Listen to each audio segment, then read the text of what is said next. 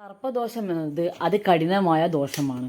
അതിൻ്റെ പരിഹാരമാണ് സർപ്പബലി നടത്തുക, നൂറും പാലും നിവേദിക്കുക, ഉപ്പ്, മഞ്ഞൾ, സർപ്പവിഗ്രഹം, പുറ്റ്, മുട്ട എന്നിവ നടയിൽ സമർപ്പിക്കുക, പാൽ, ഇളനീർ, എണ്ണ തുടങ്ങിയവ കൊണ്ട് അഭിഷേകം നടത്തുക എന്നിവയൊക്കെ സർപ്പപ്രീതികരമായ വഴിപാടാണ്.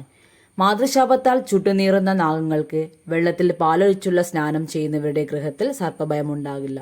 സർപ്പദോഷം മൂലമുണ്ടാകുന്ന ചൊറി, വ്യാധി, വെള്ളപ്പാണ്ട്, കുഷ്ഠം, നേത്രരോഗങ്ങൾ എന്നിവയ്ക്ക് പുള്ളുവന്മാരെ കൊണ്ട് സർപ്പപ്പാട്ട് പാടിച്ചാൽ സർപ്പദേവതാ പ്രീതി ലഭിക്കും. സത്പുത്ര സന്താന ജനനത്തിനും രോഗശാന്തിക്കും സർപ്പപൂജകൾ നടത്തുന്നത് ഉത്തമമാണ്.